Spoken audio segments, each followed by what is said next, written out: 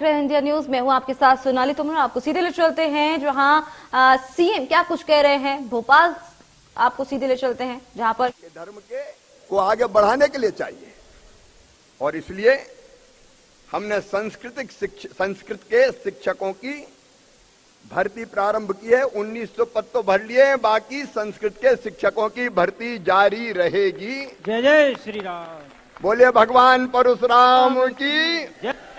यह अभियान लगातार जारी रहेगा। पंडित आलोक शर्मा जी,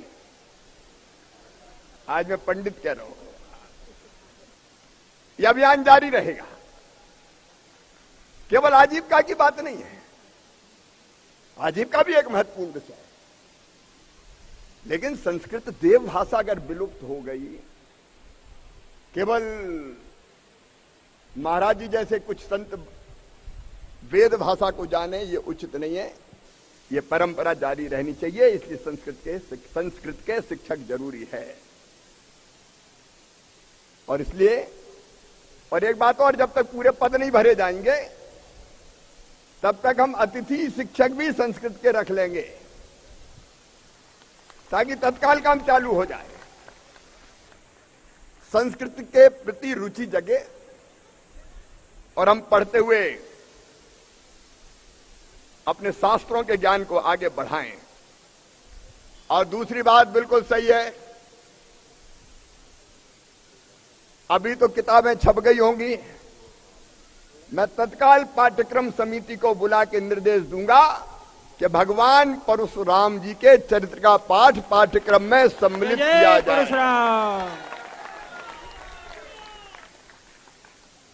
सब बच्चे पढ़ें, क्या दिक्कत है? संस्कृत पढ़ें, भगवान परशुराम पढ़ें, भगवान राम पढ़ें, भगवान कृष्ण पढ़ें, गीता पढ़ें, इसमें क्या आपत्ति हो सकती है? अरे ये सनातन संस्कृति है हमारी, ये संस्कृति पढ़ाई जानी चाहिए। भगवान परशुराम जी का पाठ पढ़ाया जाएगा, उनका चरित्र, उन्होंने जो काम किया है, कि वो तो सदैव रहने वाले कर रहे हैं। और एक बात आई हमारे पुजारियों की, मंदिर में बरसों से, और कई मंदिर ऐसे हैं जिसमें ज्यादा दान दक्षिणा नहीं आता, दूरस्थ गांवों में, जंगलों में पुजारी डटे हैं, भगवान की सेवा कर रहे हैं, ज्यादा दान दक्षिणा भी नहीं है।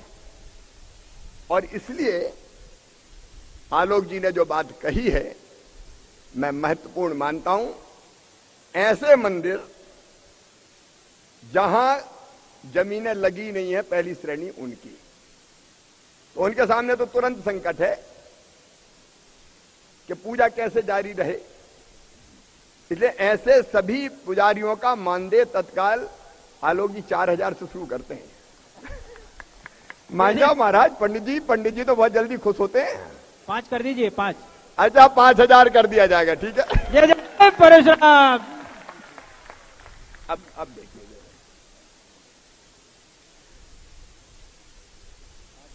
और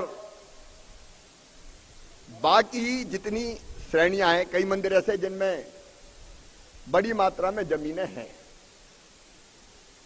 तो उसमें से ही उनको मानदेय की व्यवस्था बिल्कुल कर दी जाएगी, जिनमें बड़ी बड़ी जायदादें लगी है। लेकिन एक बात, संपूर्ण संत समाज बैठा है यहां, विप्र समाज भी बैठा है, कोई जमीन सरकार नीलाम नहीं करेगी, करेंगे तो पुजारी ही नीलाम करेंगे। जय जय श्री राम। बहुत सुंदर। लेकिन एक समिति तुरंत बने जो इस बात की चिंता भी करे कि जमीन बची रहे। कुछ जगह जमीन बेच दी गई है, खुर्द बुर्द कर दी गई है, तो हम इसका तो कोई भी समर्थन नहीं करेंगे। सही बात है कि नहीं? मंदिर की जमीन नहीं बिकनी चाहिए, ये बात तो सही है। और इसलिए एक समिति बन के संतों की हो, विद्वानों की हो, वो सुझाए कि कम से कम जमीन बिकनी नहीं चाहिए। ये बात आपने सही कही कि कई लोगों ने जमीन लगाई मंदिर की व्यवस्था के लिए, किसी ने माता जी की स्मृति में, किसी ने पिताजी की स्मृति में। उसका विक्रय नहीं होनी चाहिए, हाँ उसकी पूरी व्यवस्था पुजारी के हाथ में आनी चाहिए, ताकि पुजारी मंदिर की व्यवस्था को ठीक ढंग से चला सके। सरकार का कोई हस्तक्षेप नहीं।